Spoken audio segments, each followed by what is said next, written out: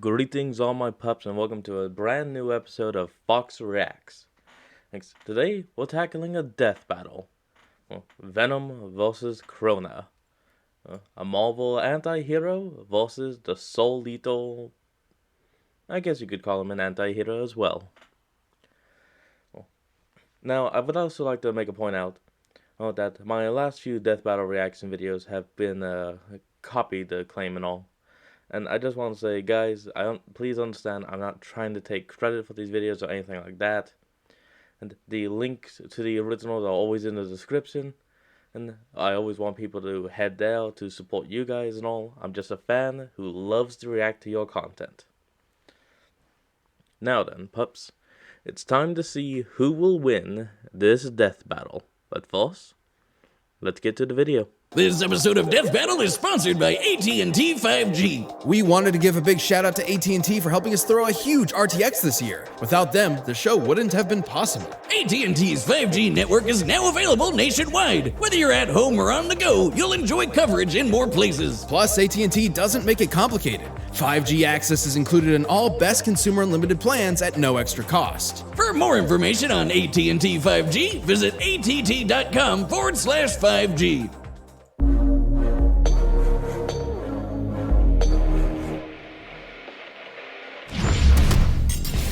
Alright. It's always nice to have a best friend attached to your hip, like me and my shotgun leg. But these two take their friends even further than that. Venom, the lethal symbiote and Spider-Man's best frenemy. And Crona, the deadly demon sword from Soul Eater. He's Wiz and I'm Boomstick. And it's our job to analyze their weapons, armor, and skills to find out who would win A death battle. At the beginning of time, in the faraway reaches of space, the Clintar rose from a living darkness. One of these amorphous symbiotes was Venom. Who was a freaking loser? Hey, don't look at me, all the goop aliens were saying it. So they kicked the poor slime ball straight off the planet. In its exile, the symbiote underwent a number of misadventures which firmly shaped its personality.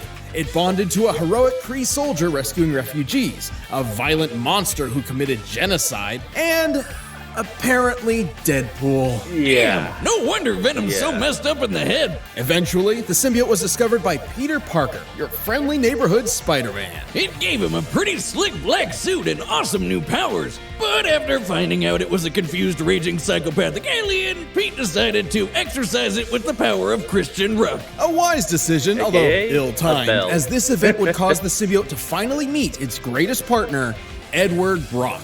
Eddie was a journalist with the unluckiest backstory ever. While trying to uncover the identity of a serial killer, he blamed the wrong guy. The same day he published his article, Spidey caught the real killer, who lived right next door to the dude Eddie blamed. Long story short, damn. Eddie was fired from his job, divorced by his wife, and disowned by his father. Who already blamed Eddie for his wife dying in childbirth. On top of all of that, Eddie learned he developed adrenal cancer.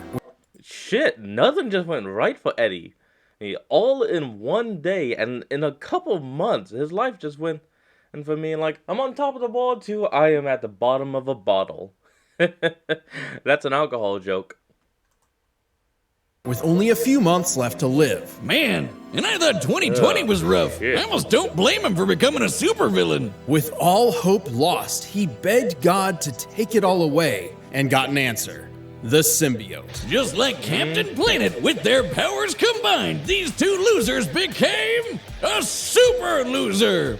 Well, no, they actually became a horrifying monster with all of Spider-Man's powers and then some. Their mutual hatred of Spider-Man caused the symbiote to bond to Eddie like no host ever before. They were perfect, a terror in the night, an unstoppable demon. They were Venom. It even cured Eddie's cancer. Sort of, it's complicated. Apart from Spider-Man's webbing and web-crawling powers, Venom can use shape-shifting to mold his body into cool doodads. Swords, shields, tendrils, worm monster things, even wings. Yeah, imagine seeing this guy flying outside your window at night. That's some Well, Spawn good level luck sleeping shit. ever again. Venom can camouflage his entire body.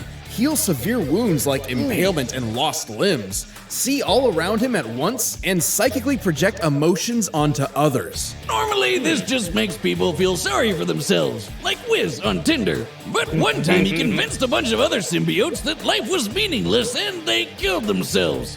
Shit, that's dark. If desperate, the symbiote can even invade the bodies of others and make them burst from inside out. Gross! Shit. Awesome. But if he doesn't want to pop them like a fun balloon, he can just take over their body like a creepy puppet master. While attached to a victim, Venom can control them by fusing the symbiote to their nervous system, specifically the brainstem and frontal lobes. Fighting off this mind control is extremely difficult unless you have powers that can directly counter it, such as another symbiote. Oh god! Aliens, tentacles, and mind control?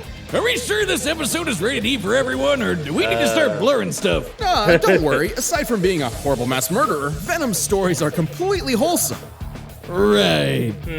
Venom proved a dangerous thorn in Spider-Man's side and frequently ruined his life, even taking a page out of my favorite book, The Most Dangerous Game, and hunting him on a private island. Yeah, he was the coolest rival ever, but over the years, things kinda calmed down a bit. They even teamed up every so often. See, even with so much anger, Eddie had a legitimate desire to protect others. As a teenager stealing his dad's car, he accidentally ran over and killed a child. No. Despite his desire to confess, his father forced him to plead innocent and rigged the jury.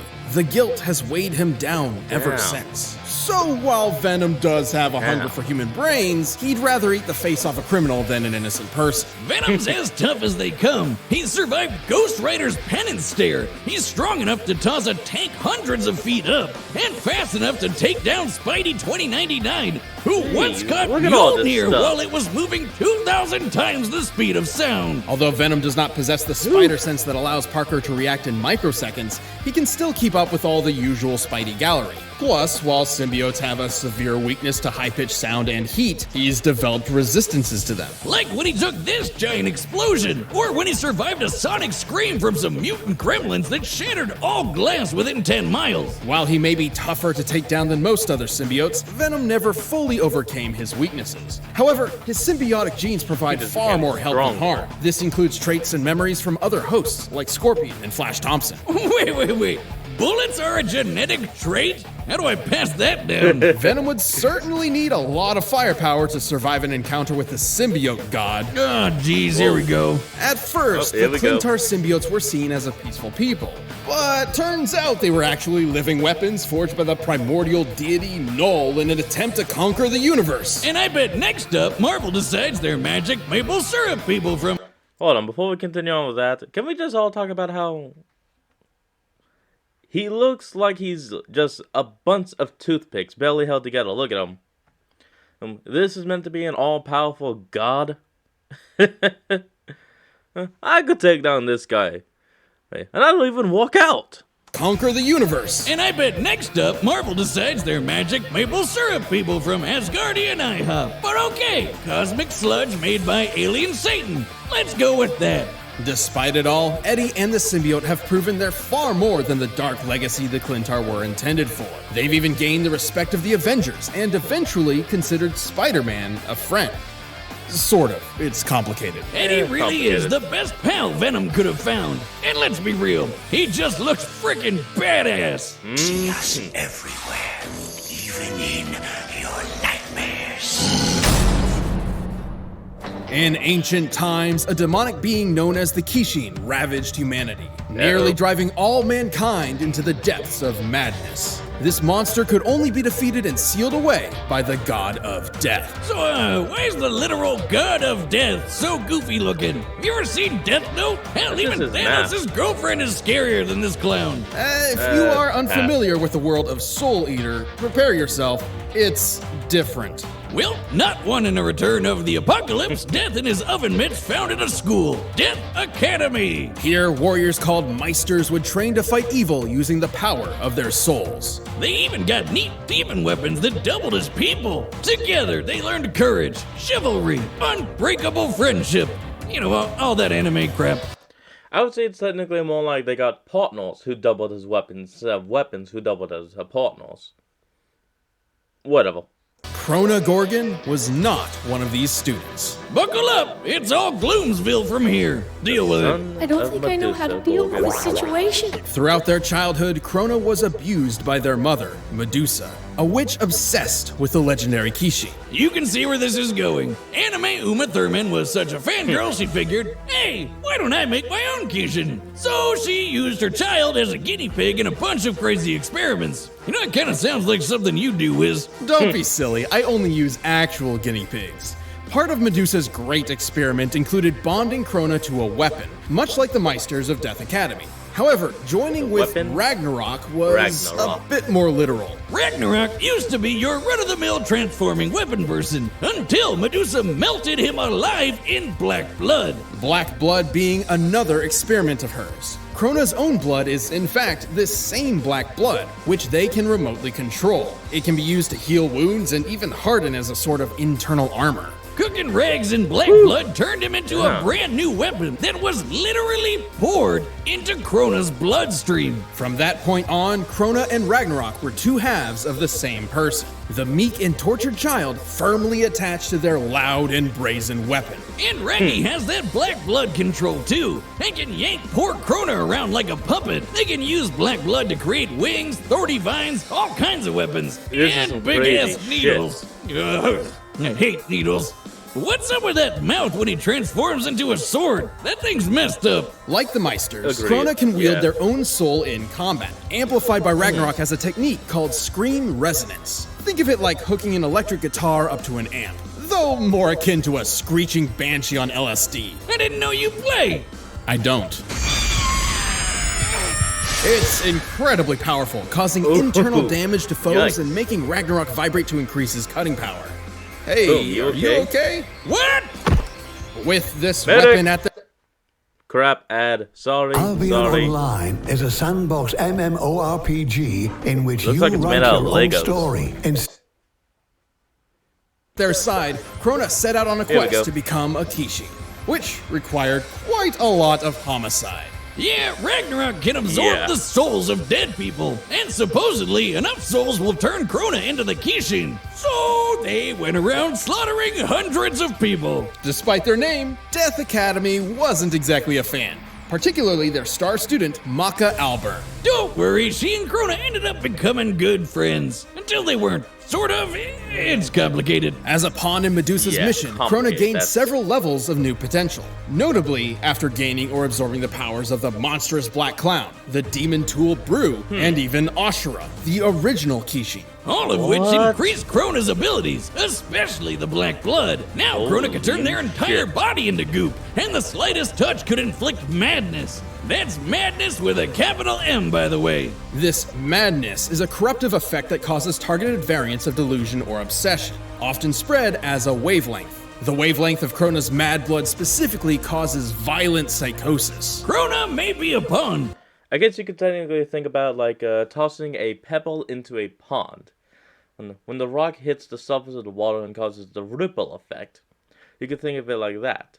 And the pond is just sanity and people around you. The pebble, Crona. Once it hits, it sends out a wave of madness rippling through the sanity. How far can it go? Well, I don't know. But What they they're a said. badass. I guess They can forever. cut through a whole ghost ship, cover the moon with sound waves, open the moon's mouth? What the hell is wrong with that moon? Crona and Ragnarok have held their own against multiple Death Academy students, including Maka, Death the Kid, and Black Star. Sometimes all at once. Kid once flew from Nevada to Egypt in less than a minute, and Black Star is even faster. He's dodged lasers and been tracked moving over 20 kilometers in 6 microseconds while Damn. approaching Baba Yaga Castle. And Crona's been able to make enough mad Baba blood to Yaga. crush a whole goddamn Ukrainian city. While this Whoa. city isn't named, we can use a similar metropolitan area in Ukraine, Kiev, for instance. With this in mind, Crona must have created over 9 trillion tons of black blood, enough to fill over 6 billion Olympic swimming pools. But Crona's a big leap from invincible. They've had their shit kicked in plenty of times, and their hardened black blood can only block so much. Even then, Medusa's plan ultimately succeeded. After years of scheming, Crona absorbed the power of Ashura and became a Kishi. Well, More like Kishin absorbed Crona, but close enough. But with the power of friendship, Crona ironically wound up defeating the Kishin once and for all. Despite their life being nothing but destruction, Crona was the one who ultimately saved the world. With an added side effect of a new madness wavelength that made everyone obsessed with boobs. Truly a positive effect on people everywhere. Just give up. I'm tired of trying to figure out how to deal with you. Alright, the combatants are set, and we've run the data through all possibilities. But first, instead of chewing on brains and souls, how about chewing on blue? This episode is sponsored. Okay, well, let's go ahead and just skip past this ad for them, because the ad is for them, not for me. I'm not taking any credit for it. I don't own anything shown in the video.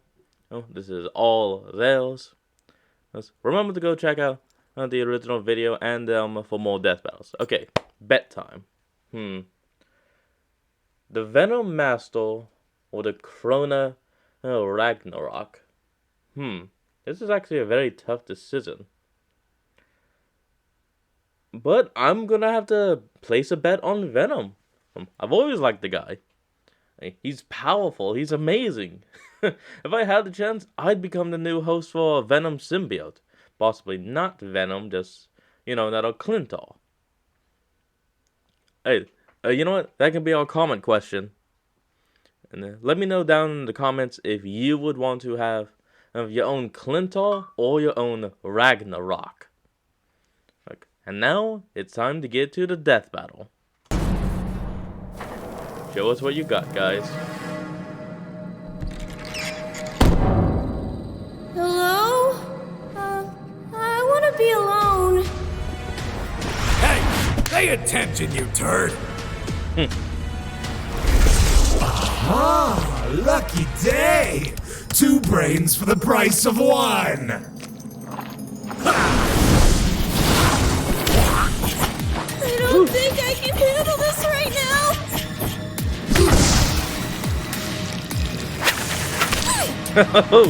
Web to the eyes.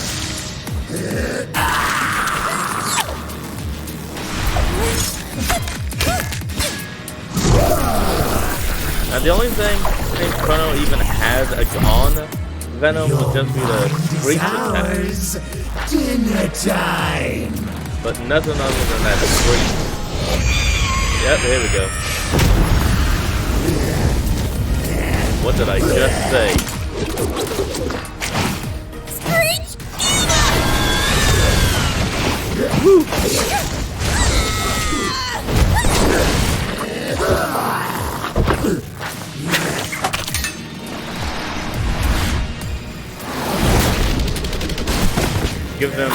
Giving him some auras. He's gone? What is he? We are the ones hiding under your bed, teeth ground sharp and eyes glowing red. Ooh, nice. Shout out to The Nightmare Before Christmas. Loved the movie.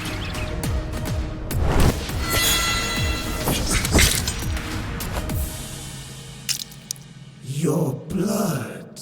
I know. It's black. Ooh. Good. Wake up, stupid!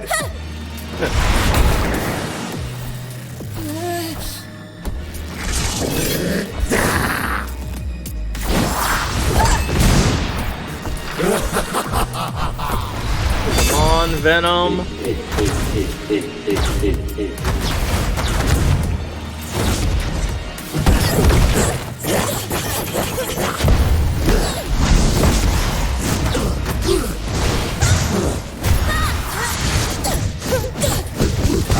Come on, Venom. Don't lose this for me, man.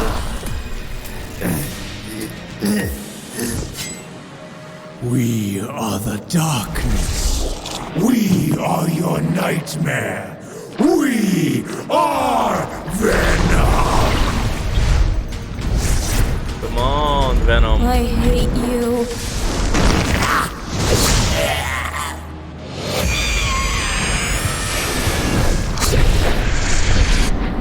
Damn it.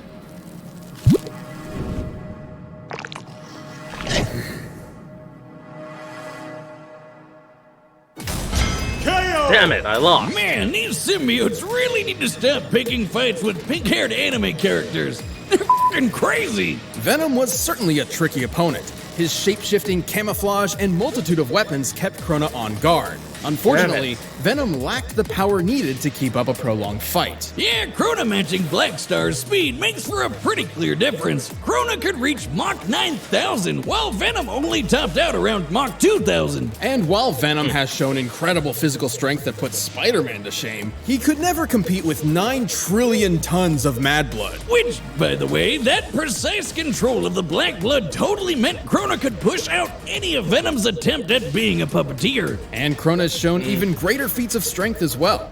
Assuming all of the moon's teeth are similar in size and stone, opening this jaw is equivalent to lifting over 10,000 tons. Of course, the final nail in Eddie's coffin was the fact that half of Crona's arsenal was sound-based, basically Venom's kryptonite. Somewhat. Recall that Venom did gain a notable resistance to sound attacks, so we needed to determine if Crona's sonic waves were great enough to effectively harm him. You know those gremlins who shattered every window in 10 miles with a screech attack? The symbiote barely survived it, so that's a good high end to look at. It takes at least 100 decibels to shatter glass normally.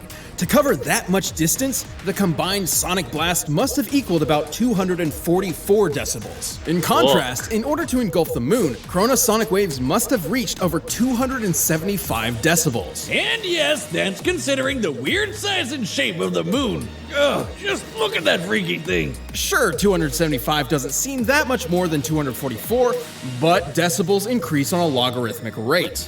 This means Crona's sound... You can think about it like this. Yes.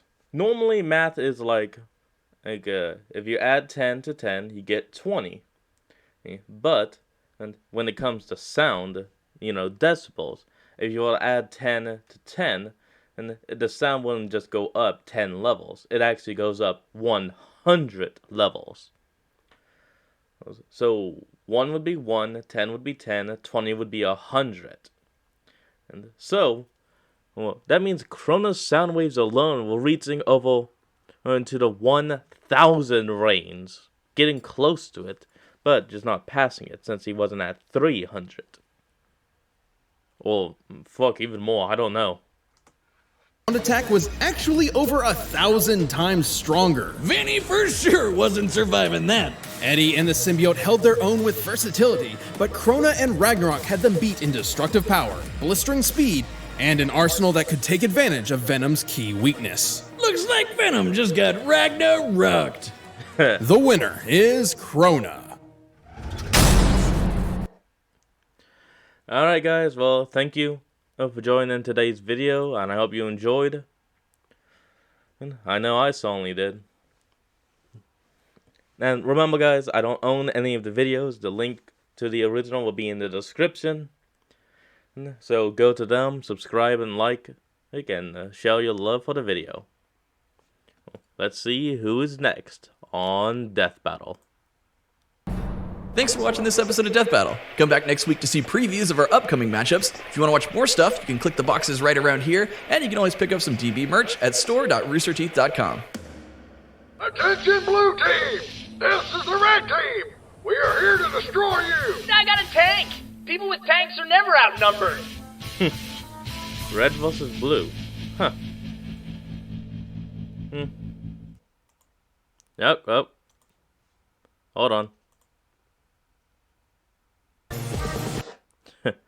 Alright, sorry about that. Anyway, thank you all for joining me in today's video, and I'll see you all next time. Have a nice day, my pups.